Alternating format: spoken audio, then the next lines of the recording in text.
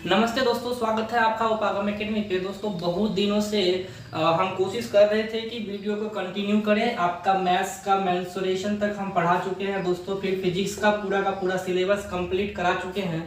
Question answer इसका करवाना बाकी था, जो कि हम कंटिन्यू नहीं कर पा रहे थे दोस्तों, क्योंकि जॉब इशू से थोड़ा सा ट्रांसफर हो रहा था मेरा। तो पहले जिस जगह पर थे वहाँ से हम होम टाउन में शिफ्ट होना था, तो टाइम नहीं मिल पा रहा था दोस्तों। लेकिन आज से हम इस सीरीज को कंटिन्यू करेंगे और साथ में आपका मॉडर्न हिस्ट्री हम जो छोड़ दिए थे जहां तक, वो हम कंप्लीट करवाएंगे दोस्तों। आप बीएड, डीएलएड और पैरामेडिकल, इसमें जितने भी मेरे जीके के पार्ट्स आते हैं उन सभी का क्वेश्चन आंसर अब बहुत जल्दी करवाएंगे दोस्तों।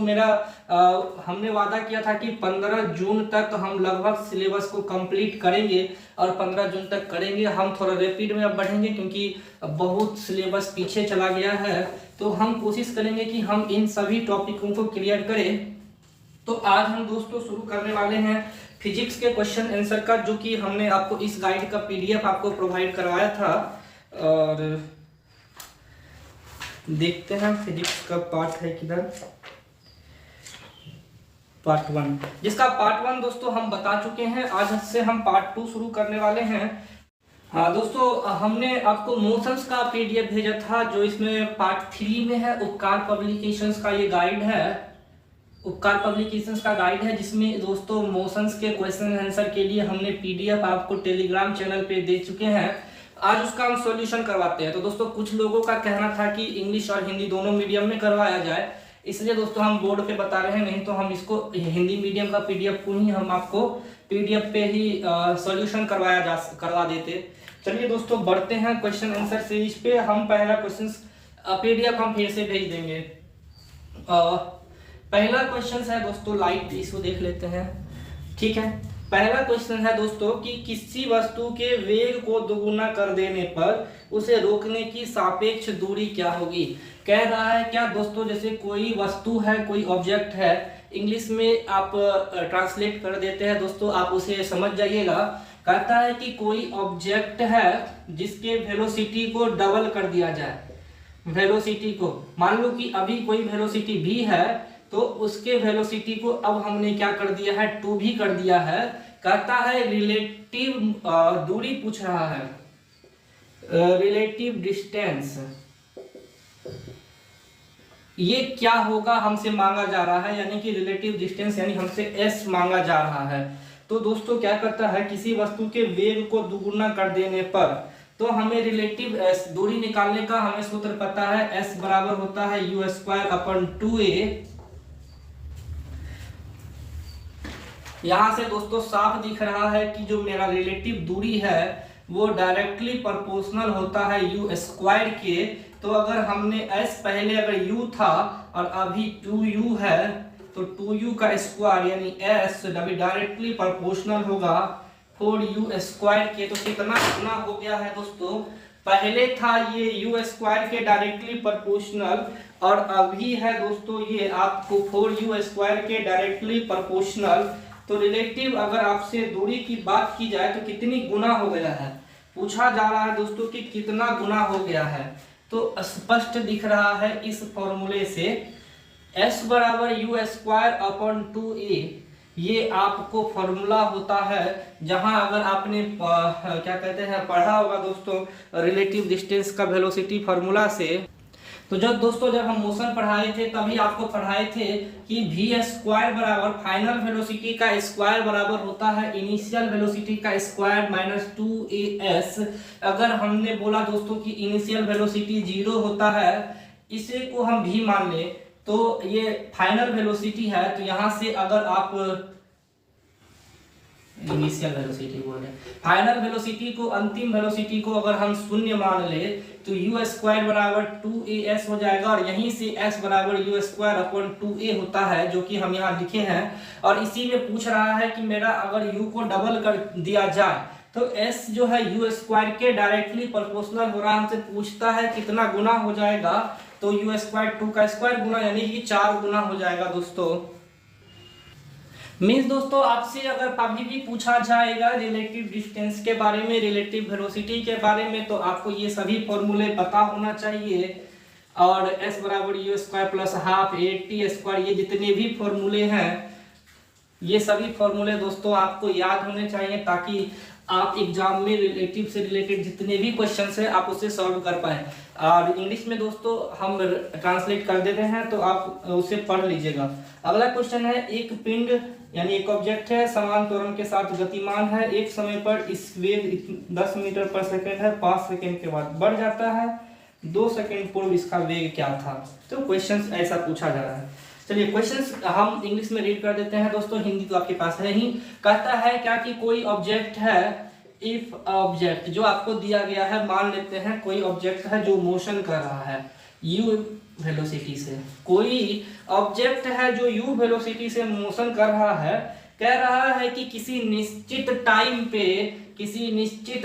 पे इसका वेलोसिटी 10 मीटर पर सेकेंड है। आफ्टर 5 सेकेंड यानी कि t के निश्चित समय के 5 सेकेंड बाद इसका वेलोसिटी 10 मीटर पर सेकेंड हो जा रहा है। इफ अ पिंड moving towards an a motion with 10 meter per second and after 5 second its motion goes to 20 meter per second, तो कहता है कि 2 सेकेंड पूर्व, तो 2 सेकेंड एगो यानी हमसे t-2 पे हमसे वेलोसिटी मांग रहा है, क्या होगा। t-2 पे हमसे v का मान मांग रहा है कि बिफोर 2 सेकेंड हमें जिस टाइम पे 10 मीटर पर सेकेंड था उससे 2 सेकेंड पहले इसका वेलोसिटी क्या है, हमें ये पूछ रहा है दोस्तों। तो हम पहले एक्सेलरेशन निकाल लेते हैं। एक्सेलरेशन बराबर होता है final minus initial upon T, यानी कि 20 माइनस 10 अपॉन 5, यानी हो जाएगा 10 अपॉन 5, 2 मीटर पर सेकेंड स्क्वायर। हमको एक्सेलरेशन आ गया दोस्तों 2 मीटर पर सेकेंड स्क्वायर। और अब हम फॉर्मूला से दोस्तों निकाल सकते हैं कि जब हमसे पूछा जाता है तो v बराबर u प्लस ए टी होता है। ये फॉर्मूला लाइट इशू नहीं आ रहा है, अभी तक नहीं आ रहा है, ये फॉर्मूला दोस्तों आपको पता ही है।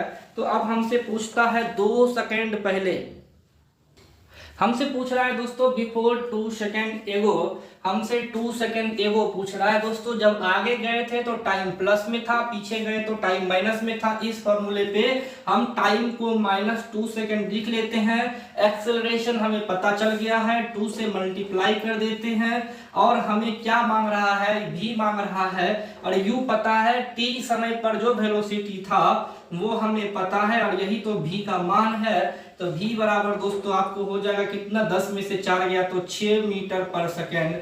t-2 सेकेंड पर जो मेरा वेलोसिटी होगा वो 6 मीटर पर सेकेंड होना चाहिए। ऑप्शन नंबर बी, 2 का बी होगा दोस्तों, कितना, 6 मीटर पर सेकेंड। उम्मीद है दोस्तों अगर कोई दिक्कत हो, कोई कंफ्यूजन हो तो आप कमेंट कीजिएगा, हम इसे फिर से बता देंगे। दोस्तों अगला क्वेश्चन कह रहा है क्या कि एक व्यक्ति एक लिफ्ट के अंदर भार नापने वाली मशीन पर खड़ा है, तो मशीन का पाठ्यक्रम न्यूनतम होगा यदि लिफ्ट गति करेगी। कह रहा है क्या दोस्तों कि एक लिफ्ट है जिसपे एक भार नापने वाली मशीन है और इस पर एक व्यक्ति खड़ा है। एक लिफ्ट के अंदर एक भार नापने वाली मशीन पे एक आदमी खड़ा है। हम जब आपको दोस्तों ग्रेविटेशनल पढ़ाए थे तो लिफ्ट का सारा कॉन्सेप्ट दिए थे कि यदि लिफ्ट क्या कहते हैं त्वरित गति से ऊपर या नीचे जाए, अगर एक समान त्वरण से ऊपर या नीचे जाए, अप या नीचे जाए, तो आभासी भार में इमेजिनरी वेट बोलते हैं इसको दोस्तों, W बराबर mg होता है। इमेजिनरी वेट में नो चेंजेस। अगर हमें कहा कि अगर एक्सेलरेट होके ऊपर जाए, एक्सेलरेट होके ऊपर जाए और एक्सेलरेट होके नीचे जाए, 2 कंडीशन है दोस्तों, एक एक्सेलरेट होके ऊपर जाए और एक एक्सेलरेट होके नीचे जाए। तो जब ऊपर जाता है तो इमेजिनरी वेट यानी mg बढ़ता है, इंक्रीज करता है, और जब नीचे आता है तो इमेजिनरी वेट घटता है। ये हम बता चुके हैं। अगर लिफ्ट की जो रस्सी है वो एकाएक टूट जाए तो G0 mg 0 हो जाता है, यानी भारहीनता, वेटलेस हम महसूस करते हैं। इंग्लिश वालों के लिए रीड कर देते हैं दोस्तों। कहता है क्या कि किसी लिफ्ट के अंदर in a lift a weight lift lifting machines will be put inside the lift and a व्यक्ति stand on this weightlifting machine. What happened? What happening? हमें लगता है दोस्तों इंग्लिश मीडियम के लिए भी कोई समझने में दिक्कत नहीं होगा। पूछ रहा है क्या कि यदि किसी मशीन इन अ लिफ्ट, यदि किसी लिफ्ट के अंदर एक वेट मापने वाली मशीन हो, एक वेइंग मशीन हो, in a lift a weighing machine is put inside the lift and a man is stand on this machine. वो तो क्वेश्चंस पूछ रहा है, क्वेश्चंस कह रहा है क्या कि जो मशीन है, जो वेइंग मशीन का जो रीडिंग है, रीडिंग काम पूछ रहा है यानी रीडिंग पूछ रहा है। रीडिंग मिनिमम कब होगा, मिनिमम किस कंडीशन में मिनिमम होगा? तो हमने बोला है कि अगर एक समान से ऊपर नीचे जाए तो इमेजिनरी वेट में नो चेंजेस, एक्सेलरेट होके अप जाएगा तो इमेजिनरी वेट इंक्रीज करता है, डाउन में आता है तो डिक्रीज करता है। हमसे मिनिमम पूछ रहा है तो मिनिमम तो दोस्तों mg यानी कि जब एकाएक रस्सी टूट जाए, ऑप्शन में नहीं दिया है इसीलिए हम अब इसको तो नहीं मारेंगे क्योंकि ऑप्शन में नहीं है। तो जब डिक्रीज होगा नीचे गिरेगा तो ऑप्शन नंबर डी, लिफ्ट के मुक्त रूप से यानी कि लिफ्ट के फ्री फॉलिंग से, फ्री फॉलिंग ऑफ लिफ्ट। ये दोस्तों हम ग्रेविटेशनल में पढ़ा चुके हैं, आप इसे एक बार फिर से देख लीजिएगा, वीडियो का लिंक हम डाल देंगे। चलिए दोस्तों बढ़ते हैं अगले क्वेश्चन की ओर। क्वेश्चन नंबर 4 कह रहा है 20 मीटर ऊंचाई से दो गेंदें 1 सेकंड के अंतराल पर छोड़ी गई, दोनों छोड़े जाने के 2 सेकंड के बाद उनके बीच की दूरी क्या होगी? क्वेश्चन कह रहा है दोस्तों कि 20 मीटर का हाइट है, 20 मीटर के हाइट पर हमने 2 गेंदें रखी हुई है, इस हाइट पर हमने 2 बॉल रखा हुआ है। एक बॉल को धक्का मार के हमने गिरा दिया और दूसरे बॉल को हमने धक्का मार के गिराया, दोनों के बीच टाइम का डिफरेंस कितना है? 1 t है तो 1 t + 1 सेकेंड पे है। अगर हमने इसे t सेकेंड में गिराया तो इसे t + 1 सेकेंड में गिराया। क्वेश्चंस पूछ रहा है दोस्तों कि अगर एक बॉल को हमने फॉल किया 20 मीटर की हाइट से in a second, after 1 second second ball will be fall, तो हमें अगला क्वेश्चन क्या पूछ रहा है कि 2 सेकेंड के बाद, मतलब अब 2 सेकेंड के बाद t + 3 उन दोनों के बीच की दूरी क्या होगी, डिस्टेंस क्या होगी? तो डिस्टेंस जब भी निकालना होता है दोस्तों तो हमें ये एक क्या कहते हैं, दोनों के बीच का डिफरेंस है, डिस्टेंस जब भी निकालना होता है हमें क्या है पता, एक्चुअल हाइट पता है, हमें टाइम पता है। अगर हम जिस रेट से गिर रहा है किसी फ्री फॉलिंग बॉडी में, एक्सेलरेट यानी जी टर्म हमको पता है, जी का मान कितना होता है दोस्तों 9.8 मीटर पर सेकेंड स्क्वायर, ये पता है। हम डिस्टेंस नहीं निकाल सकते हैं, निकाल सकते हैं एक्चुअल में। तो दोस्तों सवाल कह रहा है, सवाल हमसे पूछ रहा है क्या कि 2 सेकेंड के बाद, तो 2 सेकेंड के बाद दोस्तों हम बोल रहे हैं क्या कि अगर पहला कोई ऑब्जेक्ट गिरा और वो 3 सेकेंड ट्रेवल किया, हम ऐसा मान रहे हैं, और अगला कोई ऑब्जेक्ट 1 सेकेंड के बाद गिरा रहे हैं तो वो 2 सेकेंड ट्रेवल किया। एक्चुअल में हम ऐसा क्यों कर रहे हैं? एक्चुअल में दोस्तों अगर हमने टी टाइम के बाद, टी टाइम पे अगर हम किसी ऑब्जेक्ट को वापस गिरा रहे हैं, टी टाइम पे हम किसी ऑब्जेक्ट को, इस ऑब्जेक्ट को हम यहाँ से फॉल करवा रहे हैं, तो हमसे पूछा जा रहा है दोस्तों कि 2 सेकेंड के बाद, तो ये t + 2 हो जाएगा एक्चुअल में। और अगला जब हम निकालेंगे दोस्तों तो वो तो t + 1 पहले से था, क्योंकि 1 सेकेंड के बाद हमने दूसरे ऑब्जेक्ट को गिराया है, जैसा कि आपको पता है एक्चुअल में। अब इसने कितना समय लिया तो और 2 जोड़ दो तो t + 3। मतलब दोस्तों कि अगर हम दूसरे ऑब्जेक्ट के समय की बात करें तो वो एक्चुअल में दोनों समय के बीच का जो गैप है, अगर पहला 2 सेकेंड चल रहा है तो अगला 3 सेकेंड चलेगा, क्योंकि 1 सेकेंड का गैप है। इसीलिए दोस्तों हम क्या करते हैं कि जो मेरा डिस्टेंस मांग रहा है तो ut + ½ gt² या at², जो बोलो, इनिशियली वेलोसिटी गिराने वक्त u0, तो ये तो खत्म हो जाएगा, ये खत्म हो जाएगा। एक ½ gt² और फिर एक ½ gt² ही निकालेंगे। मेन समय का फेर है, अगर आप चाहो तो दोस्तों पहला सेकंड को आप 1 + 2 कर दो और दूसरे को 2 कर दो या डायरेक्ट 3 2 कर दो, आपकी इच्छा है। तो दोस्तों हम मान लेते हैं कि जो पहला वाला बॉल गिरा था वो गिरा था दोस्तों 2 सेकंड पर, और अगला 1 सेकंड के बाद पहला वाला जो गिरा वो 1 सेकंड पहला एक्स्ट्रा 3 सेकंड ट्रेवल किया और अगला 2 सेकंड ही ट्रेवल किया, 1 सेकंड बाद न गिराए। नहीं समझे, फिर से समझिए कि दोस्तों इस हाइट पर मैंने एक गेंद को गिरा दिया और यह 3 सेकंड ट्रेवल किया। हमने इसी हाइट से एक और गेंद को गिराया 1 सेकंड रुक के, तो जब गिराया 1 सेकंड रुक के तो ये 2 सेकंड ही में ट्रेवल किया। समय का फेर है कि 1 सेकंड कम ट्रेवल किया है, 1 सेकंड कम ट्रेवल किया, तो उस लिए दौरान दूरी क्या होगी। तो आप इसमें से g का मान अप्रोक्स 10 मान लो, हम डायरेक्ट निकाल लेते हैं। तो यहाँ से क्या हो जाएगा, हाफ गुना 10 गुना 3 का 9 5 45, और यहाँ हाफ गुना 10 गुना 2 का हो जाता है 4 5 20। तो दोनों दूरी के बीच का डिफरेंस होता है 25 मीटर का। आंसर क्या है भाई, आंसर दिया है आपको 24.5। आंसर 24.5 इसलिए दिया है दोस्तों क्योंकि इसने जी का मान 9.8 रखा है। 9.8 थोड़ा कम है तो ये थोड़ा कम होगा। ठीक है दोस्तों, उम्मीद है आप समझ रहे होंगे हम कहना क्या चाह रहे हैं कि किसी भी ऑब्जेक्ट को अगर किसी हाइट से आप गिराइएगा, any object falling from any height, अगर हमने इसको t सेकेंड में गिराया है और इसे हमने 1 सेकेंड बाद यानी कि t+1 सेकेंड में गिराया है, एक्चुअली उल्टा होता है। ये 1 सेकेंड पहले गिराया है तो ये 1 सेकेंड ज्यादा लेगा, 1 सेकेंड ये t टाइम में चलेगा क्योंकि मैंने इसको 1 सेकेंड पहले गिराया है। अगर मैंने इस ऑब्जेक्ट को पहले गिराया तो ये t+1 चलेगा और ये t चलेगा। ठीक है, हमसे पूछ रहा है 2 सेकेंड का गैप, तो अगर हमने इसे 2 सेकेंड माना तो पहला 3 सेकेंड होगा। ठीक है, उम्मीद है दोस्तों सवाल समझ में आ रहा होगा। ज्यादा फास्ट नहीं है, ये पैरामेडिकल और पॉलिटेक्निक के लिए इंपॉर्टेंट है। जितने क्वेश्चंस हैं 4 के चारों पैरामेडिकल और पॉलिटेक्निक के लिए ही इंपॉर्टेंट है। बीएड वाले इसे नहीं देखेंगे क्योंकि ये क्वेश्चंस बहुत हार्ड और वास्ट लेवल पे है जो कि पैरामेडिकल में अप्रॉक्स पूछा जाता है।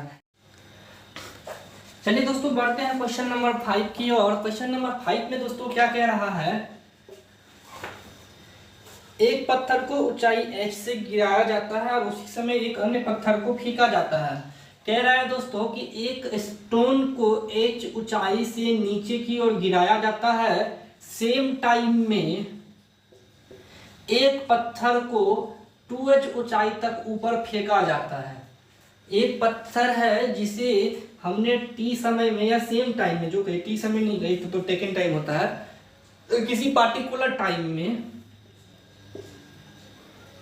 टाइम में हमने इस स्टोन को नीचे गिराया और सेम टाइम में हमने एक स्टोन को 2h ऊंचाई तक फेंका। मतलब किसी ने मान लो कि छत पर से एक पत्थर नीचे की ओर फेंका है और सामने वाला बंदा देख रहा है कि वो फेंकने वाला, तो उसने भी एक जोर से पत्थर को, हम भी बैलेंस हो रहा है, उछाल दिया।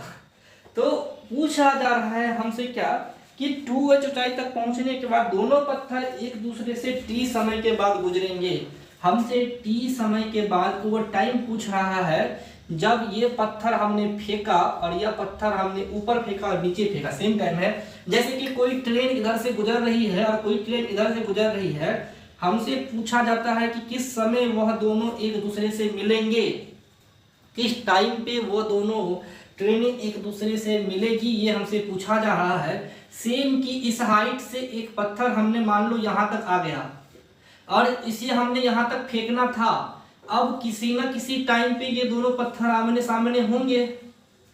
जब हमने ऊपर की ओर फेंका तब और जब नीचे की ओर गिरा तब, दोनों कंडीशन में किसी एक टाइम पे ये दोनों पत्थर कभी ना कभी आमने सामने होंगे।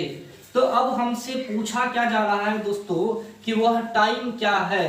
तो चलिए हम आपको एक एक करके इसको समझाते हैं। तो पहला पार्ट क्या था दोस्तों कि एक स्टोन को h हाइट से नीचे गिराया गया, तो ये डिस्टेंस क्या होगा, ut + ½ gt²।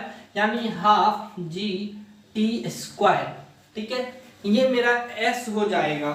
तो इसके बाद दोस्तों फिर हमने जब एक पत्थर को नीचे से ऊपर की ओर फेंका है तो हमें क्या है ऊंचाई, तो वी स्क्वायर बराबर होता है यू स्क्वायर और 2as होता है, यहाँ 2gs कर देंगे क्योंकि ऊपर की ओर ग्रेविटी के रिस्पेक्ट में हम निकाल रहे हैं। अंतिम में पहुंचने के बाद ये हो जाएगा 0, तो यू स्क्वायर बराबर 2gs, यू बराबर अंडर रूट 2gs। एस यहाँ हाइट है और हाइट किस हाइट तक गया है, यहाँ चूंकि एस का हम बोलना चाहेंगे कि ये हाइट है और वो हाइट गिवन है कितना 2h, तो हम इसको 2h से गुना कर देते हैं, तो u बराबर अंडर रूट 4gh हो जाएगा। जब हमने पत्थर को ऊपर की ओर फेंका है तब की बात कर रहे हैं ये, और जब नीचे की ओर ये डाउनवर्ड, जब स्टोन को डाउनवर्ड किया गया है और ये कंडीशन है अपवर्ड जब स्टोन को ऊपर की ओर फेंका गया है। हमने इनिशियल वेलोसिटी पता कर लिया, अब हम दूरी पता कर लेते हैं। तो अब जो ये दूरी है s बराबर फिर ut, ऊपर की ओर है तो हम माइनस लिख रहे हैं, नीचे की ओर रहता तो हम प्लस लिखते। तो दोस्तों s बराबर ut minus half G T square, और हमसे पूछा जा रहा है कि जब ये पत्थर गिरा नीचे और जब ये पत्थर ऊपर गया वो कोई एक हाइट होगा, कोई एक हाइट होगा। वो हाइट क्या है, जब वो दोनों पत्थर एक दूसरे के आमने सामने हुए होंगे तो वो टाइम होगा दोस्तों जब यह दूरी जितना यह तय किया और यह दूरी जितना यह तय किया, इन दोनों का जोड़ मेरा एक्चुअल हाइट होगा, जिसको h बोलते हैं। मान लो कि ये s1 और ये s2 है, तो s1 प्लस s2 हम लिख सकते हैं एक्चुअल हाइट को दोस्तों, और क्या करते हैं जोड़ देते हैं। तो h बराबर हो जाएगा कितना, हाफ जी टी स्क्वायर, और s2 हो जाएगा ut minus half G T square. ये कट गया तो h बराबर आता है दोस्तों ut, टाइम बराबर u बट्टा h। यहाँ से u हमको पता है फेंकने के लिए हमने निकाल चुके थे, तो टाइम बराबर under root 4gh upon h। ये हमें आ गया दोस्तों। अब हमें क्या करना है, ये उल्टा आ गया, टाइम बराबर h बाई यू होता है, h बाई यू, तो इसका हो जाएगा आपको कितना h by under root 4gh। ठीक है, ठीक है। हम ऑप्शन में दिया है क्या, ये इसको थोड़ा कन्वर्ट कर लो, तो हम इसको क्या लिख सकते हैं, t बराबर under root h square upon 4gh। हाँ ऐसा लिख सकते हैं। अगर h स्क्वायर अंडर रूट के अंदर हम लिख सकते हैं, क्योंकि हमें पता है किसी भी संख्या का स्क्वायर का अंडर रूट करेंगे तो वो संख्या हमें प्राप्त होगी। संख्या है तो हम अंडर रूट के अंदर उसका स्क्वायर लिख सकते हैं। स्क्वायर से स्क्वायर कट गया, आंसर मेरा क्या आता है, t बराबर h बाई 4g का under root, option number A. दोस्तों इस क्वेश्चन में थोड़ा सा कॉम्प्लिसिटी है। क्वेश्चंस कॉम्प्लिसिटी क्या है कि हमसे वो हाइट पूछ रहा है जिसमें यह कितना दूरी तय किया, और जब नीचे से पत्थर फेंके तो वह कितना दूरी तय किया। तो वो जब भी ऐसा सवाल आए तो नीचे से फेंकने के वक्त हमें इनिशियल वेलोसिटी पता होना चाहिए, किस हाइट के किस दूरी तक गया है वो पता होना चाहिए, और ऊपर से गिरने के बाद वो कितना दूरी तय किया वह पता होना चाहिए। तो दोनों के बीच का टाइमिंग हमको पता हो जाएगा। यह दूरी हमें एक्चुअल समेशन देता है कि किसी टाइम पे यह इसने दूरी तय किया, किसी टाइम पे इसने दूरी तय किया, इस हाइट पे दोनों मिल रहा है। मान लो कि 10 मीटर इसने तय किया, 10 मीटर इसने तय किया, तो एक्चुअल जिस जगह पे दोनों मिले हैं वह दूरी दोनों का समेशन होगा। ठीक है, क्वेश्चन नंबर 6 की ओर बढ़ते हैं दोस्तों। क्वेश्चन नंबर 6 थोड़ा और आसान है। एक कण अपनी कुल यात्रा की आधी दूरी v1 से और शेष आधी दूरी v2 चाल से तय करता है। ये कह रहा है क्या कि एक मान लो जी एक आदमी है, इंग्लिश में भी हम एक्सप्लेन कर देते हैं, जो भी कैंडिडेट इंग्लिश में है आप इसे ट्रांसलेट करके आप देख सकते हैं, अच्छे से वीडियो को देखिएगा। कह रहा है क्या कि एक पार्टिकल है जो कुल यात्रा की आधी दूरी, मान लेते हैं दोस्तों कि कोई भी पार्टिकल, एक वैन मान लेते हैं हम, है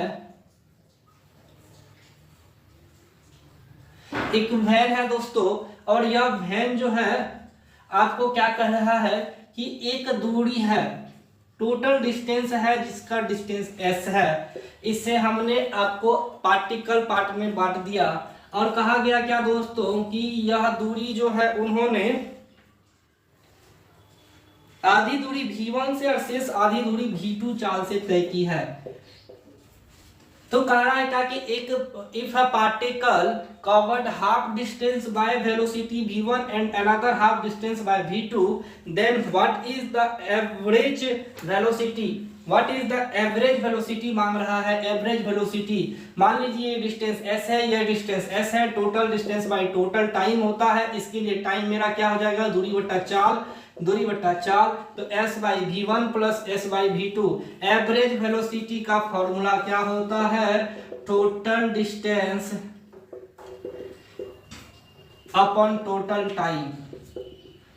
ये फॉर्मूला आप पुट कर दीजिए तो चलिए यहां से आपको आता है ये 2s upon v1 v2 s v1 plus s v2, s common ले लो दोनों में, s कट गया, v1 v2 ऊपर चला जाएगा तो 2v1 v2 upon v1 plus v2। Option में है क्या, चेक कीजिए, ये ऑप्शन में डी नंबर। तो आपको इस क्वेश्चन का आंसर हो जाएगा डी नंबर। इंग्लिश में एक्सप्लेन कर दिए हैं दोस्तों। पूछ रहा है क्या कि if a particle cover his distance by his half distance by v1 velocity and another half distance by v2 velocity then what is the average velocity covered by this particle. Question number 7 पे आते हैं दोस्तों।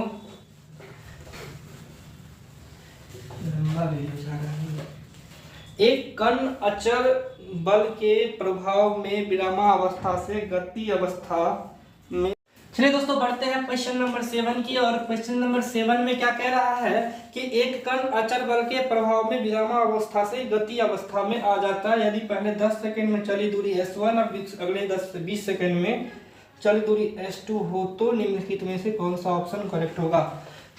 Question बोल रहा है क्या कि एक पार्टिकल है दोस्तों, मान लीजिए कोई भी पार्टिकल है वो रेस्ट में है, u बराबर 0 है।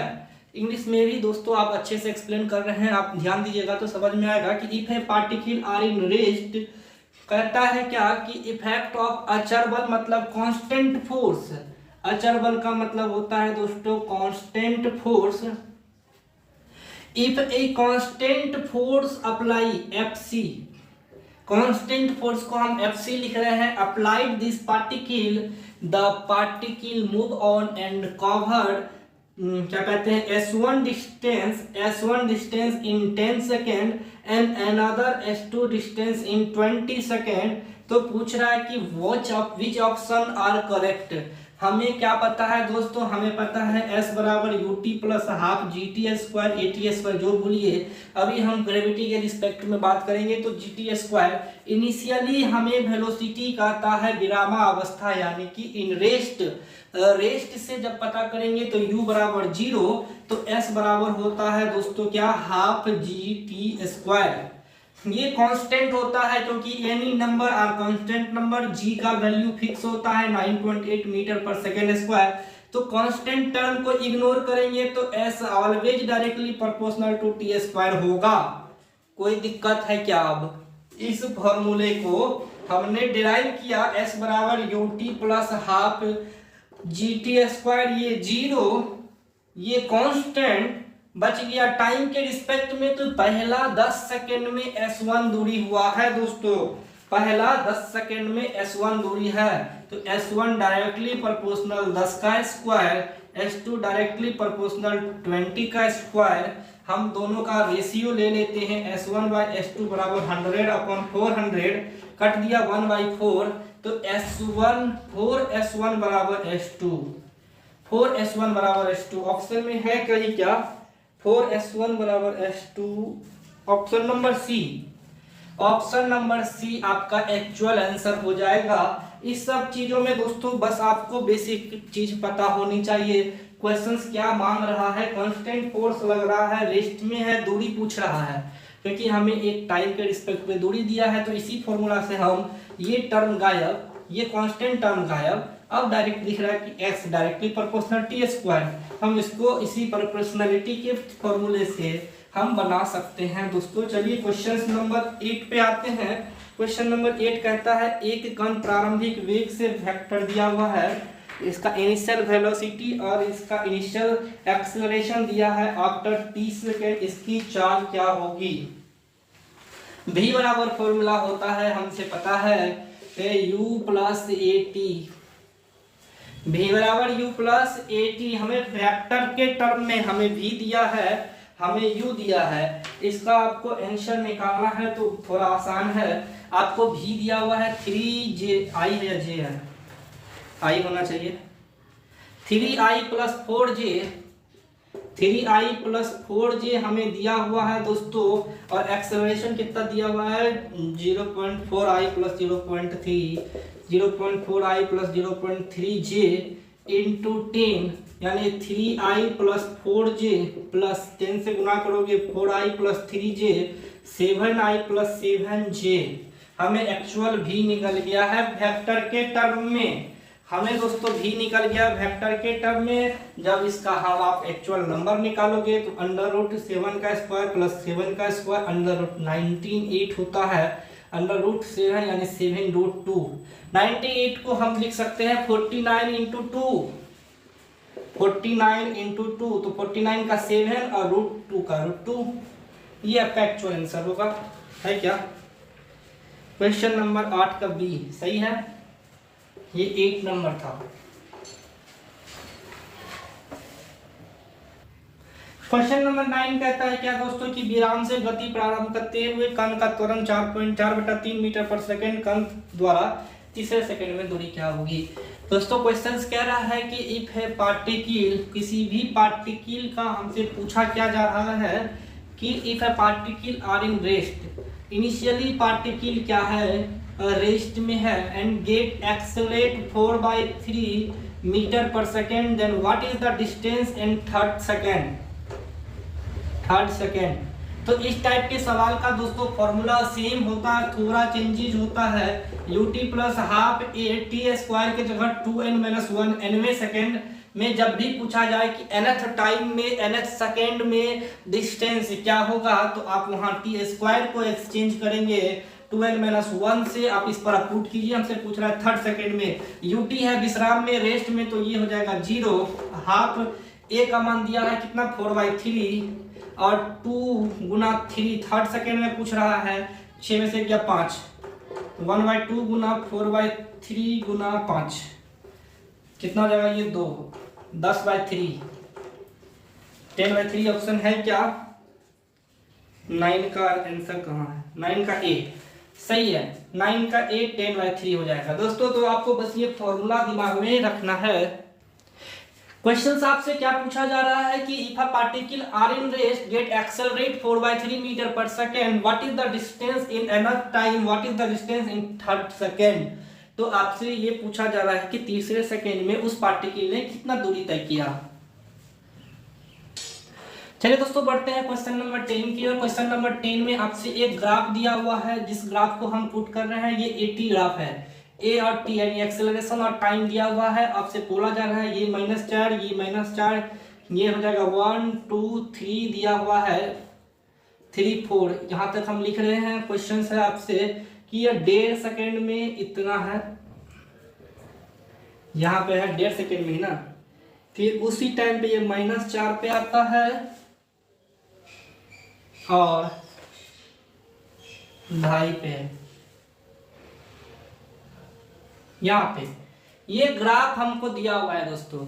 आपसे पूछा जा रहा है क्या कि इनिशियली हमसे ये दिया हुआ है एक्सेलरेशन इन मीटर पर सेकेंड स्क्वायर और टाइम दिया हुआ है इन टी।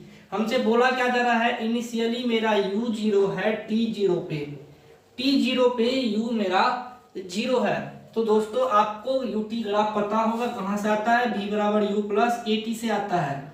ठीक है, हमसे क्या क्या पूछा जा रहा है, हमसे पूछा जा रहा है t बराबर 3 सेकेंड पे, t बराबर 3 सेकेंड पे, मेरा तो t बराबर 3 सेकेंड पे, तो दोस्तों ये तो इनिशियली 0 है। हमें कहता है u 0 है तो v बराबर 0 प्लस एक्सेलरेशन कितना है 4, टाइम क्या है 1.5, इतना तो हमको पहला पार्ट से निकल गया। दूसरे पार्ट में क्या दिया हुआ है दोस्तों, हमें दूसरे पार्ट में दिया हुआ है कि ये 2.5 पे जा रहा है, मतलब दोस्तों इसका भी हो जाएगा कितना, 6 मीटर पर सेकंड। ठीक है, अगला बस दोस्तों क्या है कि अगले स्टेप में हमने यहाँ तक जो चला, फिर कह रहा है क्या कि ये 1.5 से 2.5 पे गया है ना, यानी 1 सेकंड का टाइम है। हम अगला ये V1 मान लो, ये V2 निकाल लेते हैं। 1 सेकंड का टाइम रिटार्डेशन गया है -4 पे, यू तो 0 ही है, 0 -4, समय कितना है 1 सेकंड का, यानी कि ये 1.5 से 2.5 तक गया है, तो बीच का गैप 1 सेकंड ही है, 1, तो ये हो जाएगा 4। तो हमें पूछ रहा है टोटल वेलोसिटी, तो v1 प्लस v2 यानी 6 - 4 हो जाएगा 2 मीटर पर सेकेंड। आंसर क्या है 10 का ए नंबर में 2 मीटर पर सेकेंड तो है, ये 10 का बी दिया, 4 मीटर पर सेकेंड क्या किया है, 4 गुना 1.5, मेरा तो सही है, 2 गुना 1.2 क्यों होगा। यहाँ पर ये -4 ग्राफ दिखा रहा है और -4 पे जा रहा है, यानी कि रिटार्डेशन हुआ है -4 का 1 सेकंड में रिटार्डेशन हुआ है, तो उस समय जो इसकी वेलोसिटी होगी ये -4 होगी, एक्चुअल 2 मीटर पर सेकंड आंसर होगा। हम 10 का ए 10 का बी ऑप्शन दिया हुआ है, ए नंबर सही होगा, क्योंकि हमें यहाँ -2, ये अगर यहाँ पे 2 दिया रहता तब तो हम 2 गुना 1 कर देते, लेकिन 4 दिया है तो हम 2 गुना 1 क्यों करेंगे। चलिए क्वेश्चन नंबर 11 बोलता है कि विरामावस्था से गतिमान एक कण त्वरण दिया हुआ है और समय के साथ परिवर्तन होता है, तो t समय के बाद कण का वेग क्या होगा। तो ठीक है, क्वेश्चन तो उतना हार्ड नहीं है, क्वेश्चन आसान है दोस्तों, बस आप अगर इसे रीड कीजिएगा तो आपको क्वेश्चन समझ में आएगा। ये पॉलिटेक्निक के लिए भी इम्पोर्टेंट है। चलिए दोस्तों बढ़ते हैं क्वेश्चन नंबर 11 की। क्वेश्चन नंबर 11 कहता है क्या कि एक कोई पार्टिकल है जो रेस्ट में है। क्वेश्चन नंबर 11, कोई पार्टिकल है जो रेस्ट में है और उसका एक्सेलरेशन a बराबर हो जाता है अल्फा t है, अल्फा t प्लस बीटा। इसका जो एक्सेलरेशन है वो अल्फा t प्लस बीटा हो जाता है। बोलता क्या है कि t समय के साथ परिवर्तन हो रहा है, टाइम dt के साथ ये क्या हो रहा है, t समय के साथ परिवर्तन का मतलब होता है change with respect to time, मतलब डेल्टा t। क्या चेंज हो रहा है, आपका वेलोसिटी डेल्टा v, यही चेंज होता है। तो आपका एक्सेलरेशन होता है change in velocity with respect to change in time. हमें जब भी किसी चीज का चेंज पूछ रहा हो तो हम उसका इंटीग्रेट करते हैं with respect to time. Initially rest में था, इनिशियली टाइम 0 था और हमें क्या दिया हुआ है आपको विथ रिस्पेक्ट टू टाइम, और अल्फा t प्लस बीटा दिया हुआ है with respect to time.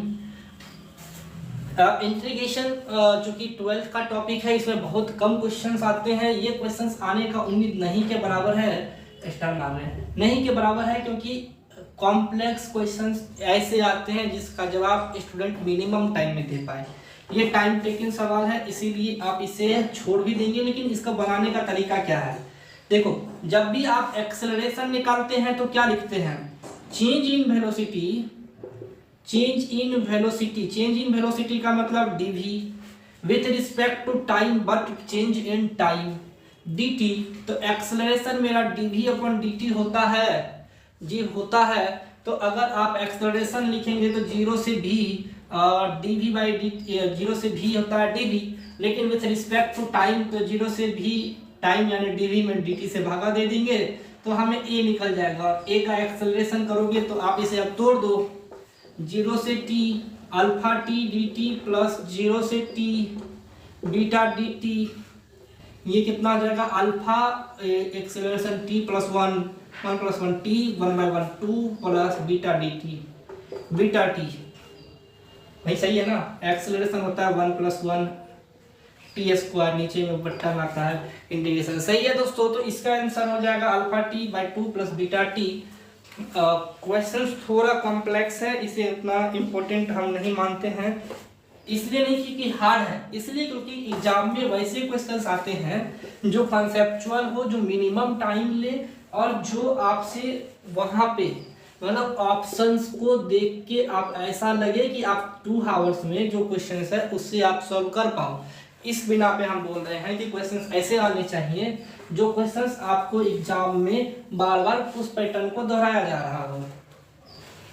Question number 12 कहता है एक सरल रेखा पे गतिपिंड पिंड का प्रारंभिक वेग ये है, एक समान त्वरण एक का त्वरण एक समान तथा दिया हुआ है, गति के 5वें सेकंड में पिंड द्वारा तय की गई दूरी।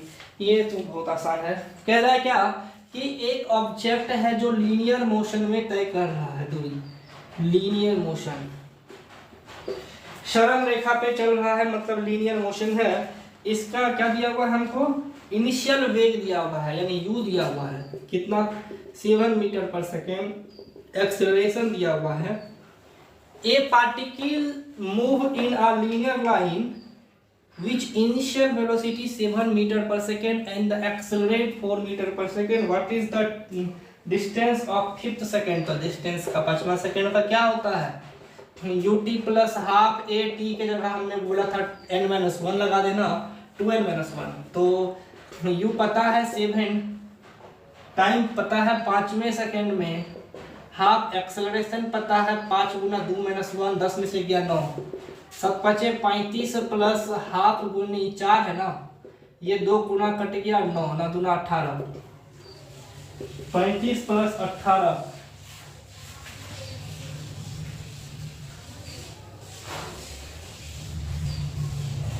अरे यार ये u होता है 7 हो जाएगा, u plus half e 2n-1 होता है। तो ये 35 नहीं होगा 7 होगा तो 25 हो जाएगा, 18 7 25 मीटर। इसका फॉर्मूला होता है दोस्तों, अगर कोई पिंड कोई भी मोशन कर रहा है किसी nth सेकेंड में तो डिस्टेंस होता है u प्लस हाफ ए 2n-1। तो आप इसे दिमाग में रखेंगे दोस्तों। चलिए बढ़ते हैं क्वेश्चन नंबर 13 की। चलिए दोस्तों बढ़ते हैं क्वेश्चन नंबर 13 की ओर। क्वेश्चन नंबर 13 कहता है एक कण सरल रेखा में इस प्रकार गतिशील है कि इसके विस्थापन का समीकरण दिया हुआ है। विस्थापन मतलब डिस्प्लेसमेंट दिया हुआ है दोस्तों। क्वेश्चन कह रहा है, क्वेश्चन नंबर 13 क्या कह रहा है कि कोई पार्टिकल है जो s दूरी तय किया है, उसका एक इक्वेशन दिया हुआ है।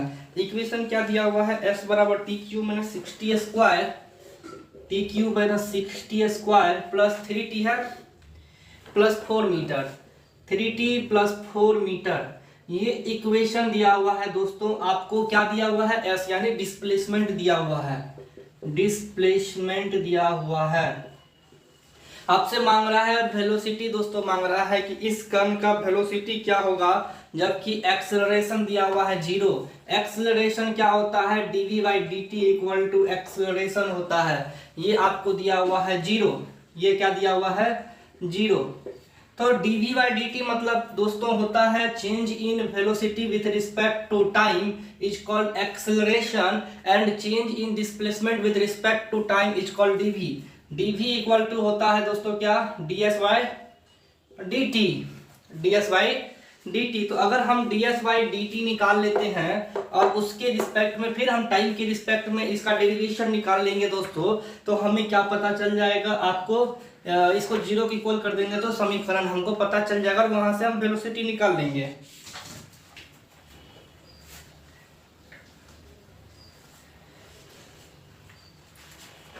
तो इसको सॉल्व करते हैं दोस्तों। ds/dt यानी ds/dt हमको टाइम के रिस्पेक्ट में इसका हमको क्या करना होगा, डिफरेंशिएशन। तो डिफरेंशिएशन होगा कितना, TQ minus 60 square plus 3t प्लस 4, ये d/dt।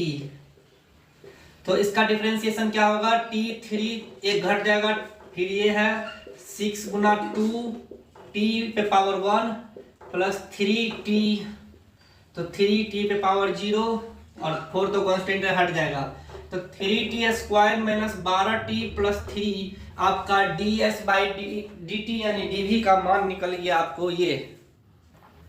एक बार इसका डिफरेंशिएशन करेंगे तो हमको ये एक्सेलरेशन निकल जाएगा, क्यों, क्योंकि ये तो dv है, हमने अभी जो dv निकाला, dv क्या होता है, डिस्प्लेसमेंट का differentiation with respect to time.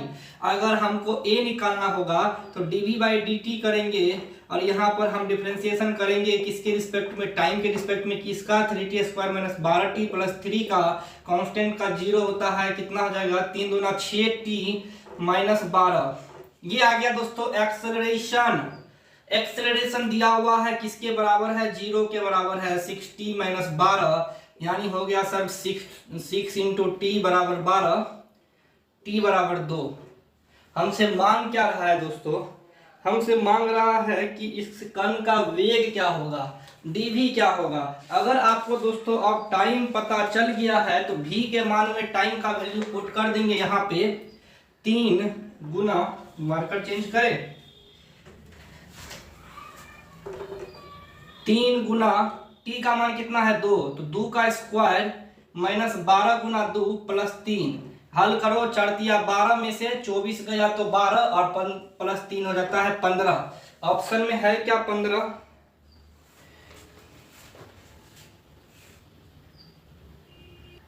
लगता है जोड़ घटा गलती हो गया, 4 2 2 दूना 4 दिया 12, 12 में से 12 दूना 24 गया तो माइनस 12 और प्लस 3 तो माइनस 9, इसका हो जाएगा माइनस 9। ऑप्शन है क्या माइनस 9, माइनस 9 ऑप्शन है आपको, ऑप्शन नंबर डी में है माइनस 9, तो इसका आंसर हो जाएगा option number D minus 9 metre पर सेकेंड। ये आपका वेलोसिटी हो गया। अगर एक्सेलरेशन पूछता तो यहाँ पे हम 2 रख देते दोस्तों, और एक्सेलरेशन हमको वैसे भी दिया हुआ है 0।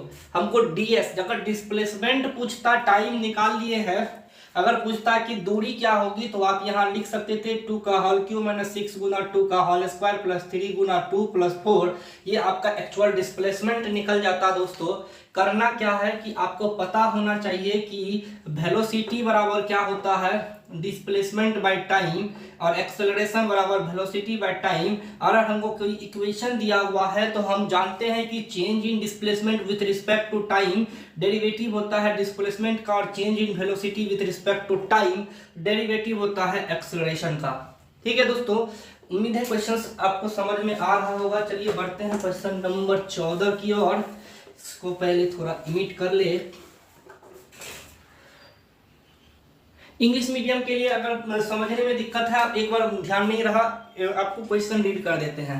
क्वेश्चन कह रहा था दोस्तों क्या, कि अगर कोई पार्टिकल है वो कुछ दूरी तय किया, a particle cover some distance which given some distance and distance are given in a equation that is tq minus 3t square plus 6t square plus 3t plus 4, then what is the velocity of this equation? What is the velocity of particle? Velocity of particle if acceleration gets 0. अगर acceleration 0 है तो velocity क्या होगा? Question ये आपसे पूछ रहा था, और हमने अभी बोला दोस्तों कि किसी भी डिस्प्लेसमेंट दिया हुआ है तो किसी भी पार्टिकल के मोशन का वेलोसिटी का जो हमको क्या कहते हैं, change in velocity with respect to time होता है, वो एक्सेलरेशन देता है, और एक्सेलरेशन दिया हुआ है कितना 0। और अगर हमें change in displacement with respect to time velocity देता है, इसीलिए हमने इसका डेरिवेटिव निकाला। डेरिवेटिव मतलब डिफरेंशिएशन।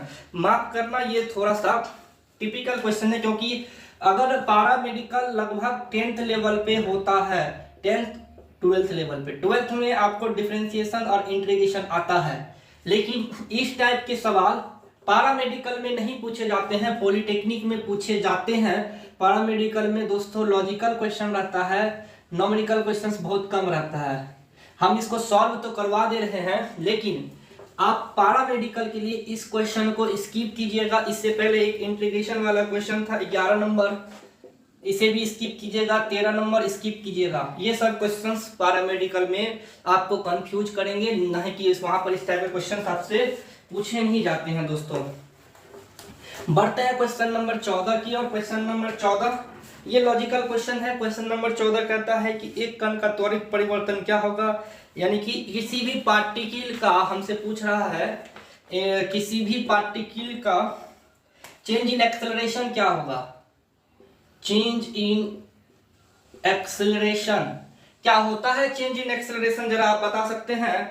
एक्सेलरेशन चेंजेज मतलब दोस्तों final velocity minus initial velocity with respect to time होता है। ये आपको पता होगा दोस्तों कि चेंज इन एक्सेलरेशन जब भी हम निकालते हैं तो वो होता है final velocity minus initial velocity. और हमें क्या पूछ रहा है कि किसी कण का त्वरण परिवर्तन होता है, कब होगा दोस्तों? मान लीजिए कि अगर 10 मीटर पर सेकंड से कोई पार्टिकल चल रहा है, एक कॉमन सा कॉन्सेप्ट है कि 10 मीटर पर सेकंड से कोई पार्टिकल चल रहा है, t समय यानी 5 सेकंड के बाद वो 20 मीटर पर सेकंड हो गया, तो एक्सेलरेशन यहां से आप निकाल सकते हैं 20 - 10/5 10/2 2 मीटर पर सेकंड स्क्वायर। तो एक्सेलरेशन में चेंजेज हुआ आफ्टर 5 सेकंड, ये हो जाता है 30 मीटर पर सेकंड। 40 कर देते हैं, कोई दिक्कत नहीं है। आफ्टर 5 सेकेंड ये 40 हो जा रहा है, तो चेंज फाइनल माइनस इनिशियल बट्टा 5 20/5 एक्सेलरेशन 4 मीटर पर second square. That means velocity changes acceleration magnitude. अगर किसी एक्सेलरेशन में परिवर्तन हम सोच रहे हैं, किसी एक्सेलरेशन में चेंजेस सोच रहे हैं, तो हमें पूछा है क्या कि वेग की दिशा बदलती है, वेग का परिमाण बदलता है, तो वेग का डायरेक्शन भी बदलता है तो भी होगा, और वेग का मैग्नीट्यूड, परिमाण का मतलब मैग्नीट्यूड, दोनों बदलने चाहिए। आंसर हमको लगता है सी नंबर होगा। हम एक बार चेक कर लेते हैं। सही है दोस्तों, 14 का सी ही है। बढ़ते हैं क्वेश्चन नंबर 15। एक किसी कण का विस्थापन समय की तृतीय घात के समानुपाती है। मान लेते हैं कि कोई विस्थापन दिया हुआ है, कोई पार्टिकल मोशन में है, a particle are in motion, then displacement equal to दिया हुआ है, डायरेक्टली प्रोपोर्शनल दिया हुआ है टी क्यू के। डिस्प्लेसमेंट है समय के पावर 3 के डायरेक्टली प्रोपोर्शनल, प्रोपोर्शनलिटी हटाएंगे तो के टी क्यू होता है। चलिए अब हमको क्या दिया गया है कि त्वरण समय के साथ किस प्रकार, सेम क्वेश्चन नंबर 13। हम ये बार बार बोल रहे हैं 13, 15, 11 ये सभी क्वेश्चंस पॉलिटेक्निक में आ सकते हैं। पैरामेडिकल में इस टाइप के लॉजिकल क्वेश्चंस नहीं आते, लेकिन आपको बता देते हैं क्योंकि क्वेश्चन आसान है। डेरिवेटिव निकालिएगा। आपको पता है कि dv/dt आपको क्या देता है, एक्सेलरेशन देता है, और ds/dt आपको क्या देता है, वेलोसिटी देता है। हमसे एक्सेलरेशन मांग रहा है तो पहला स्टेप ये करेंगे। पहला स्टेप हम ds अपॉन, मार्कर का इंक खत्म हो गया, थोड़ा सा मार्कर चेंज कर फिर इंक डालेंगे। ds/dt अपॉन हमको पूछ रहा है तो k tq का हम डिफरेंशिएशन करेंगे विथ रिस्पेक्ट टू टाइम, तो k tq तो हो जाएगा 3kt²। ये आपको हो गया किसके बराबर, वेलोसिटी के बराबर। फिर से dv/dt करेंगे तो d3kt² अपॉन dt इक्वल हो जाएगा 3 दूना 6 kt के, और यही ना मेरा एक्सेलरेशन होता है। तो ऑप्शन क्या दिया है, ए डायरेक्टली प्रोपोर्शनल। तो अब अगर प्रोपोर्शनलिटी हटाएंगे तो k हट जाएगा, डायरेक्टली प्रोपोर्शनल। अगर हम ये कांस्टेंट टर्म है, प्रोपोर्शनलिटी में कांस्टेंट टर्म हटा देते हैं तभी ना, जैसे a डायरेक्टली पर = 6 kt था, ये दोनों कांस्टेंट है, कांस्टेंट का डिफरेंशिएशन 0 होता है, इसीलिए हमने कांस्टेंट टर्म हटा दिया तो मेरे पास एक टर्म बचा, a directly proportionality. Option number D इसका आंसर होगा। चेक करके देखते हैं कि इसका आंसर डी नंबर दिया है या नहीं दिया है। चलिए दोस्तों बढ़ते हैं क्वेश्चन नंबर 16 की ओर। क्वेश्चन नंबर 16 कहता है प्रक्षेप्य गति। प्रक्षेप्य गति क्या होता है दोस्तों, projectile motion. Projectile motion, projectile motion को दोस्तों हम लोग प्रक्षेप्य गति बोलते हैं। प्रक्षेप्य गति का मतलब दोस्तों इस टाइप का प्रबलिक मोशन, जिस पर कोई वस्तु इस पथ पर प्रवलयाकार पथ पर अगर किसी ऑब्जेक्ट को हम यहाँ से फेंके और यह ऑब्जेक्ट इस तरह की गति करके गिरता है तो उसे हम लोग प्रक्षेप्य गति या प्रोजेक्टाइल मोशन कहते हैं। प्रोजेक्टाइल मोशन में हम लोगों ने आपसे बताया था कि प्रास का फॉर्मूला होता है, प्रास मतलब रेंज, प्रास मतलब रेंज, रेंज होता है u² sin 2θ/g। और हम बोले थे कि सर θ = 45 डिग्री के लिए r मैक्सिमम होता है, इतना आपको बता चुके हैं दोस्तों। ये जब हम प्रोजेक्टाइल मोशन पढ़ाए थे तो ये बता चुके थे। हमसे पूछ रहा है कि आर मैक्स और उड्डयन काल यानी time of flight. Time of flight क्या होता है? 2u sin थीटा अपॉन जी। ये सभी हम बता चुके हैं। हमसे पूछ रहा है कि रेंज और टाइम ऑफ फ्लाइट के स्क्वायर का रेशियो क्या होगा when theta equal to 45 degree. क्यों 45 डिग्री पूछ रहा है? At maximum range. Maximum range पर थीटा कब होता है? ये मैक्सिमम रेंज कब होता है? जब थीटा 45 डिग्री हो। तो थीटा 45 डिग्री कर दिया जाएगा, तो यू स्क्वायर साइन 2 थीटा यानी साइन 2 गुना 45 डिग्री 90 डिग्री अपॉन जी, और फिर upon 2u sine theta upon g का होल स्क्वायर। यहाँ थीटा 45 कर दो, साइन 90 का मान क्या होता है? 1। यू स्क्वायर गुना 1 तो 1 रहने दो अपॉन जी, और यहाँ पे अपॉन हो जाएगा कितना? 4u square. 45 का होता है 1/√2, √2 का square 2 upon g square. U square से यू स्क्वायर कट गया, ये हो गया 2, जी से जी कट गया। ठीक है, तो g/2 इसका आंसर होना चाहिए। हमसे क्या पूछ रहा है? और रेशियो पूछ रहा है, और रेशियो दिया हुआ है तो बहुत आसान है। g का मान आप रख दीजिए, आपको वैल्यू पता चल जाएगा। आपका आंसर हो रहा है g/2। g का मान होता है 9.8 अपॉन 2, 98/20 49 अपॉन 10। आंसर हो जाएगा 49/10। ये आसान क्वेश्चन था। इस तरह के क्वेश्चंस आपको आ सकते हैं क्योंकि ये कुछ लॉजिकल है। इसे लॉजिकल क्वेश्चंस अगर कोई पूछता है तो ठीक है, वो एग्जाम में आता है, लेकिन 10th में इंटीग्रेशन और डिफरेंशिएशन का डेरिवेटिव्स अगर पूछ रहा है 10th लेवल पे, तो उम्मीद है कि ऐसा क्वेश्चंस और नहीं आना चाहिए। क्वेश्चन नंबर 17 बोल रहा है, हमको लग रहा है इंग्लिश में आपको एक्सप्लेन कर देते हैं, इसीलिए आप इंग्लिश मीडियम वाले अगर आप, हमको नहीं लगता है कि आपको प्रॉब्लम्स होगा, क्योंकि हम रेंज, प्रोजेक्टाइल मोशन ऐसे वर्ड लिख देते हैं जो कि आपको समझने में आसानी हो। बढ़ते हैं दोस्तों क्वेश्चन नंबर 17 की ओर। क्वेश्चन नंबर 17 में क्या कह रहा है कि एक रेलगाड़ी है, इस रेलगाड़ी की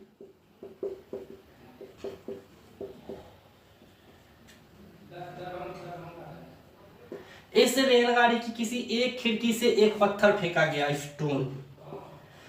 क्वेश्चन क्या कह रहा है दोस्तों? चलिए हम एक बार रीड करते हैं, तब इसको हम आगे बढ़ेंगे। क्वेश्चन नंबर 17 कह रहा है क्या कि रेलगाड़ी की खिड़की से एक पत्थर छोड़ा जाता है।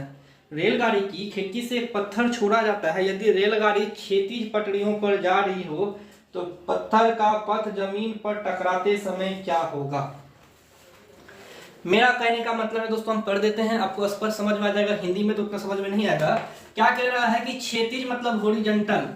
अगर जो रेलगाड़ी होती है हॉरिजॉन्टल, इस तरह की पटरियों को बोलते हैं वर्टिकल, लेकिन वर्टिकल तो होगा नहीं क्योंकि पटरी तो आसमान में बनेगी नहीं, पटरी तो इसी तरह चलेगी जमीन पर, तो हॉरिजॉन्टल ही रहेगी, हॉरिजॉन्टल ही रहेगी। तो सामान्यतः क्षैतिज को हॉरिजॉन्टल बोलते हैं, और इन पटरियों पर चलने वाले किसी एक ट्रेन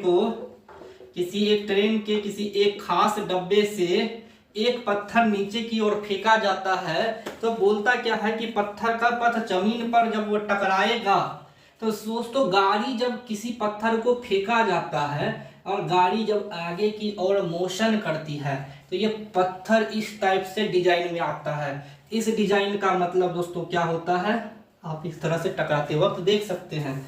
यानी कि यह मोशन एक प्रोजेक्टाइल मोशन के रूप में आता है। जैसे कि आप अगर कभी किसी क्षैतिज रूप से किसी पत्थर को इस तरह फेंकोगे, रेलगाड़ी के मोशन के कारण ये पत्थर जो है, रेलगाड़ी की आगे की ओर चलेगी तो ये पत्थर इस तरह से जमीन में टकराएगा, और यह पथ क्या कहलाता है? परवलयकार बोलते हैं इसको। परवलयकार का मतलब प्रोजेक्टाइल। हम ये सभी दोस्तों बता चुके हैं। तो ऑप्शन नंबर सी, ये सभी क्वेश्चंस आपसे पूछे जाएंगे। ये सभी क्वेश्चंस बहुत अच्छे क्वेश्चंस हैं। 18 में क्या कह रहा है, समझ में आ गया होगा दोस्तों। उम्मीद है कि क्वेश्चंस आपको सही से समझ में आ रहा होगा और हम एक्सप्लेन अच्छे से कर पा रहे होंगे। जिन लोगों को लग रहा होगा कि ये सवाल समझ में नहीं आया, कमेंट कीजिएगा, हम फिर से बता देंगे। क्वेश्चन नंबर 18, क्षैतिज पर एक बंदूक की अधिकतम ब्लास्ट दिया हुआ है। क्षैतिज पर मतलब किसी बंदूक से एक गोली निकला है, वह 16 किलोमीटर दिया है। 16 किलोमीटर है, ठीक है। मैक्सिमम रेंज आर मैक्स दिया हुआ है। यदि जी बराबर इतना हो तो गोली का प्रक्षेपण वेग क्या होगा? गोली का प्रक्षेपण वेग क्या होगा? आर मैक्स बराबर क्या होता है दोस्तों? आर बराबर u square sine 2 theta upon g. Maximum के लिए थीटा 1 होना चाहिए, यानी कि u square upon 2 u square upon g होना चाहिए ना, ठीक है। ये दिया हुआ है 16, यू स्क्वायर हमको पता नहीं, ये 10 है, यू स्क्वायर बराबर 16 इंटू 10, ये आपको निकल गया। आप निकाल लीजिए, u बराबर हो जाएगा दोस्तों अंडर रूट 16 गुना 10। ऑप्शन में दोस्तों मीटर पर सेकंड में दिया है और हमें रेंज दिया है किलोमीटर में, तो हम u बराबर क्या करेंगे, 16 को किलोमीटर में कन्वर्ट करेंगे। 10 पहले से है, 16 का 4, 1000 गुना 10 इसका 100, यानी कि 400 मीटर पर सेकेंड। हमने इसको मीटर में चेंज कर लिया। इस क्वेश्चन में अब कुछ हमको नहीं लगता है कि बचा होगा। क्वेश्चन नंबर 18 हो गया। क्वेश्चन नंबर 19 की तरफ चलते हैं। क्वेश्चन नंबर 18 इंग्लिश में रीड कर देते हैं। पूछता है कि मैक्सिमम रेंज दिया हुआ है, किसी क्वेश्चन में पूछ रहा है आपसे कि ये जो बंदूक है, इस गोली से, इस बंदूक से चलने वाली गोली मैक्सिमम 16 किलोमीटर बाद किसी दीवार पर छेद कर सकती है। मैक्सिमम 16 किलोमीटर जा सकती है। हमको मैक्सिमम रेंज का ये फॉर्मूला पता है, यहाँ से हमको यू मांग रहा था, बस फॉर्मूला में कुछ नहीं करना था। यू पूछ रहा है, मतलब प्रक्षेपण वेग का मतलब होता है दोस्तों प्रोजेक्टाइल वेलोसिटी या प्रोजेक्टेड वेलोसिटी। 19 में कहता है 4 पिंड है एक समान वेग से क्षैतिज से क्रमशः 4 डिग्री दिया हुआ 15, 30, 45, 60 कोण पर प्रक्षेपित किया जाता है। वह पिंड जिसकी परास सबसे कम होगी, वह पिंड जिसकी परास सबसे कम होगी।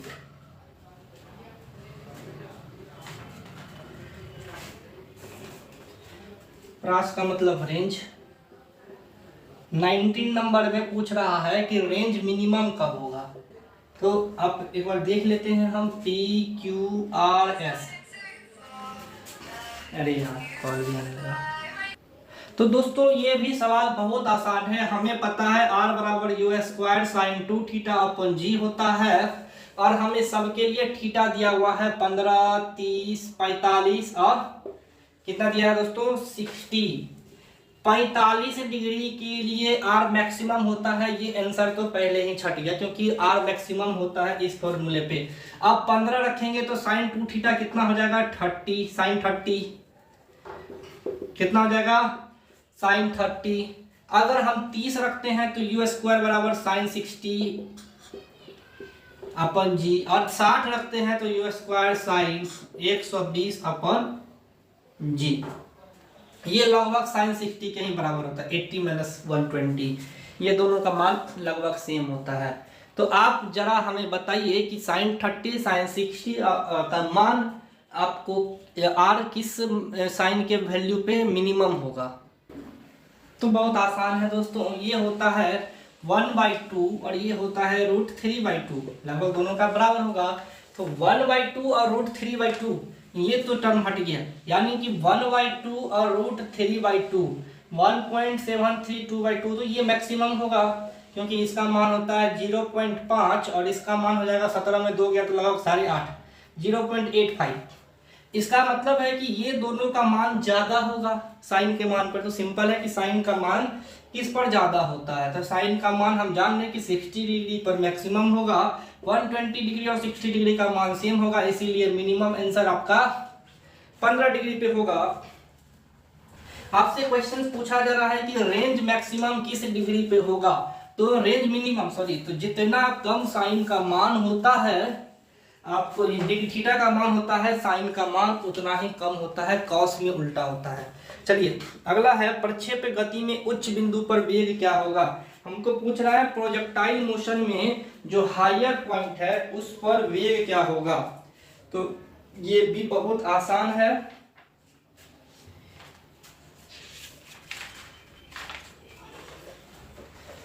क्या है क्वेश्चंस, आर मैक्सिमम पूछ रहा है, तो उच्च बिंदु पर, ये प्रोजेक्टाइल मोशन है और हमसे पूछ रहा है इस बिंदु पर आपका भी क्या होगा, या भी मैक्सिमम भी क्या होगा।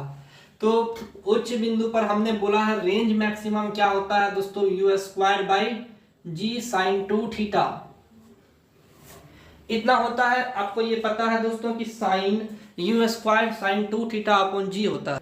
तो दोस्तों जब हम आपको प्रोजेक्टाइल मोशन पढ़ाए थे तब दोस्तों हमने आपको इस तरह से बताया कि अगर किसी थीटा एंगल से कोई भी बॉल को किसी प्रोजेक्टाइल मोशन में फेंका जाता है तो क्षैतिज पर यू जो होता है कॉस थीटा और जो वर्टिकल होता है यू साइन थीटा होता है। और हमें ये मैक्सिमम क्षैतिज रेंज पर पूछा जा रहा है, तो क्षैतिज रेंज पर आपका जो प्रोजेक्टाइल का उच्चतम वेग होगा वो यू कॉस थीटा होगा।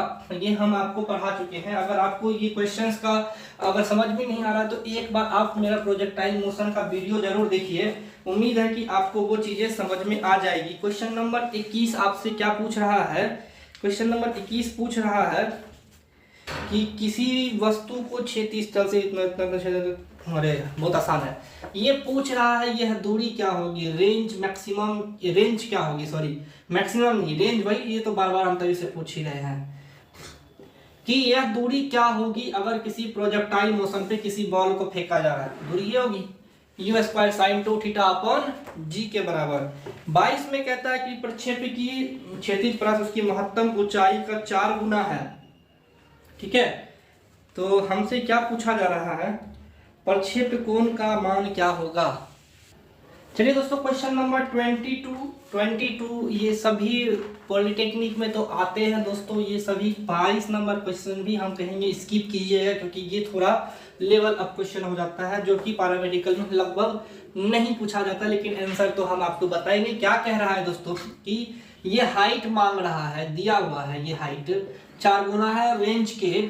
हम जानते हैं h बराबर होता है r इंटू कॉस थीटा, ये sorry sine theta upon cos theta या टेन थीटा बोल दीजिए, r टेन थीटा, या फिर r बराबर होता है h cos theta cot theta.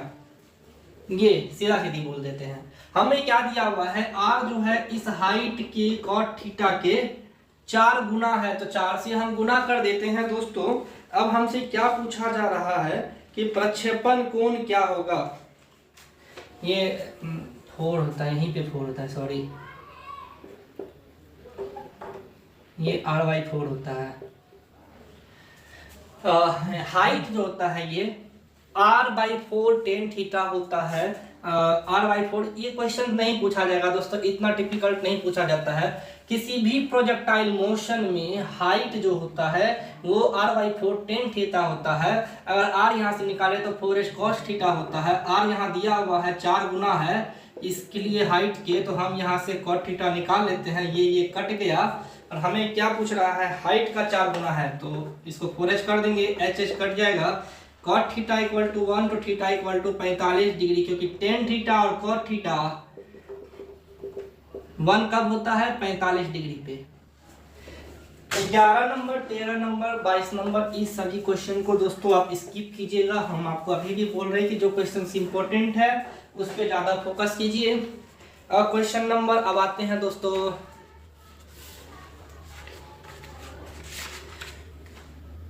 23 पे। क्वेश्चन नंबर 23, 2 क्वेश्चन और रह गए हैं। एक वस्तु 5 मीटर ऊंचाई वाले स्तंभ से क्षैतिज दिशा में फेंकी जाती है। किसी स्तंभ से क्षैतिज दिशा में फेंकी जाती है दोस्तों, और यह पृथ्वी तल पर स्पर्शपात से 10 मीटर दूरी पर जाकर गिरती है। वस्तु का प्रारंभिक वेग क्या होगा यदि g बराबर इतना है। तो हम क्या बोल रहे हैं दोस्तों कि एक स्तंभ है, इस स्तंभ से ये 5 मीटर पर सेकंड से फेंका जाता है इस तरह से, लेकिन यह गिरता कैसे है, इस तरह से। ठीक है, एक वस्तु 5 मीटर ऊंचाई वाले स्तंभ से, हमें यह मीटर बोल रहे हैं, हमें यह दिया हुआ है 5 मीटर पर सेकंड। यह जो पिलर है, यह जो पिलर है इसकी ऊंचाई 5 मीटर दी है, माफ कीजिएगा, और यह जो है स्पर्शपात से 10 मीटर दूरी पर जाकर गिरती है। क्षैतिज दिशा में फेंकने के बाद ये 10 मीटर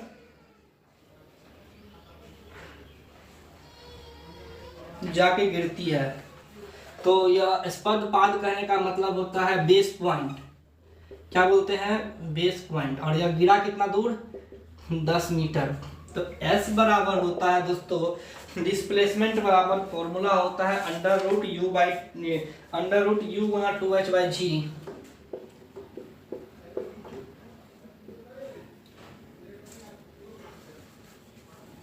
ये दोस्तों बढ़ते हैं क्वेश्चन नंबर 23 की ओर। इस क्वेश्चन को भी आप स्किप कीजिएगा, जो भी पैरा मेडिकल के स्टूडेंट हैं। पॉलिटेक्निक वाले सभी क्वेश्चंस को पढ़िएगा, पैरा मेडिकल वाले आप इसे स्किप कीजिएगा। क्वेश्चन नंबर 23 में हमें एस दिया है कितना 10, ये डायरेक्ट बोल रहे हैं।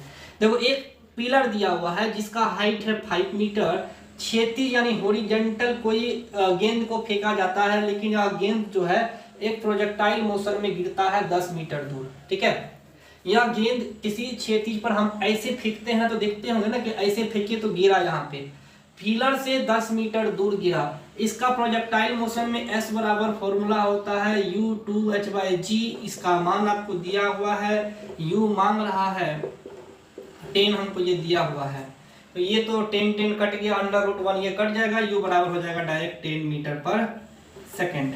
ठीक है, क्वेश्चंस दोस्तों सही है, लेकिन कौन से क्वेश्चंस एग्जाम में आते हैं, जो कि एग्जाम का पैटर्न पता है, तो पैरामेडिकल में इस टाइप के क्वेश्चंस नहीं आते हैं, लॉजिकली क्वेश्चंस आते हैं, इसलिए इसे आप लोग दोस्तों ध्यान दीजिएगा। क्वेश्चन नंबर 24 पे आते हैं, लास्ट है। एक 19.6 मीटर ऊंची मीनार की छत से एक गेंद इस स्पीड से फेंकी जाती है, कितने समय बाद गेंद सतह से टकराएगी? Question number 24। 19.6 मीटर ऊंची, 19.6 मीटर हाइट से एक बॉल हमको फेंका गया 5 मीटर पर सेकेंड की स्पीड से, कितने समय बाद यह बॉल जो है टकरा जाएगी? किससे? जमीन से। ये क्वेश्चन हमसे पूछा जा रहा है दोस्तों। तो क्वेश्चन जब पूछा जा रहा है तो हमें हाइट दिया है, हमने जो वेलोसिटी फेंका वो हमें पता है, तो हमें क्या पता है कि कितने समय बाद एक गेंद को 5 मीटर से, चलिए देखिए s बराबर होता है ut माइनस हाफ GT² या ATS पर जो बोली है। ठीक है, नीचे की ओर गिर रहा है तो हम इसको प्लस मान लेते हैं। इनिशियल वेलोसिटी 0 है तो ये खत्म हो जाएगा। हमें यहाँ से सब पता चल गया है, हमें 5 मीटर पर सेकेंड पता है, हाइट पता है, g का मान पता है, टाइम निकाल लेते हैं। हाइट है 19.6 बराबर 1/2 गुना 9.8 गुना t का स्क्वायर, ये से ये कटेगा 2 मर्त में, तो t बराबर 2 गुना 2 का √, यानी t बराबर हो गया 2 सेकेंड। क्या मांग रहा है हमसे? हमसे मांग रहा है दोस्तों कि कितने समय बाद यह समय सतह से टकराएगी, तो 2 सेकेंड के बाद हो तो गया। इसी हाइट को तो हमको निकालना था, आंसर हो जाएगा बी नंबर। चलिए दोस्तों, यह चैप्टर समाप्त हुआ। अगले हम इसके बाद मेरे पास इसका PDF हम फिर अगला भेज देंगे।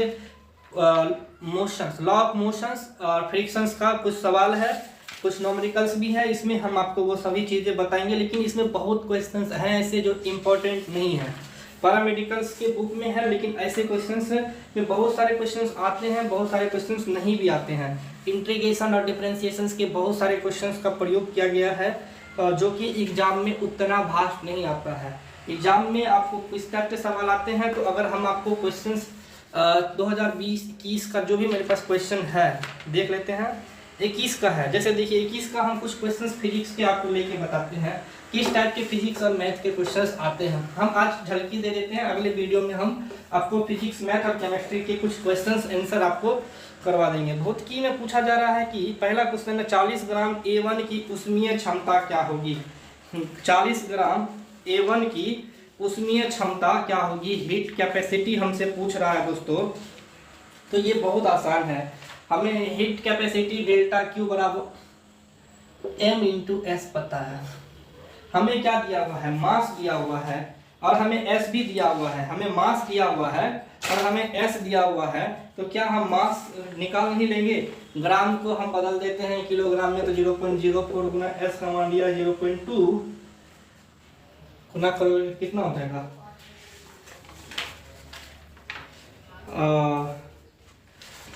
हमें निकालना है, ये कैलोरी पर दिया हुआ है, कैलोरी दिया हुआ है तो जूल में चेंज कर दो, 4.2 से गुना कर देंगे, आप 10⁻³ यूनिट चेंज कर देते हैं हम कैलोरी का जूल में, तो आप इसका आंसर आप यहाँ से निकाल लोगे। 42 × 84, 4 × 8, 8 × 32, 33 के लगभग डी नंबर आंसर हो जाएगा। क्वेश्चन नंबर 19 में है, यही हम 2021 का एक क्वेश्चन आप बता रहे हैं ताकि आपको समझ में आ जाए। दो ध्वनि तरंगों के मध्य कालांतर 60 डिग्री है, टाइम पीरियड दिया हुआ है। दो ध्वनि तरंगों के बीच का टाइम पीरियड हमको दिया हुआ है दोस्तों। हमसे क्या मांग रहा है, इसका पथांतर क्या होगा, इसकी जो है ना मतलब जो डिस्टेंस है उसका अंतर क्या होगा। तो लेमडा, इसका लेमडा होता है, पाथांतर होता है, टाइम पीरियड होता है 2 पाई अपॉन लेमडा गुना एस यानी डिस्टेंस। तो हमें क्या क्या दिया हुआ है, हमें दिया हुआ है दोस्तों 60 डिग्री दिया हुआ है। तो इसका पाथांतर क्या होगा,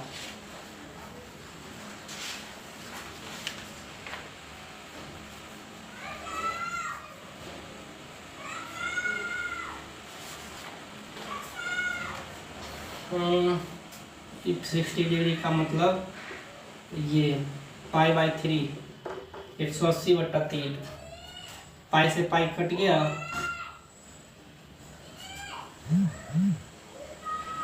एस बराबर लेमडा बाई 6, लेमडा बाई 6 आ रहा है, आंसर है क्या D number, lambda by 6 answer D number. तो दोस्तों ये सभी जो हम क्या कर रहे हैं ना दोस्तों कि आपको जो क्वेश्चंस एग्जाम में पूछे गए हैं हम एक बार उसे करवा देंगे ताकि आपको समझ में आए कि आपको कौन कौन से सवाल पूछे जाते हैं। तो हम इस वीडियो में अभी इतना ही रहने देते हैं, आगे हम आपको बहुत सारे जितने भी पैरामेडिकल्स में क्वेश्चंस आते हैं उसे सॉल्व करवाएंगे। धन्यवाद दोस्तों।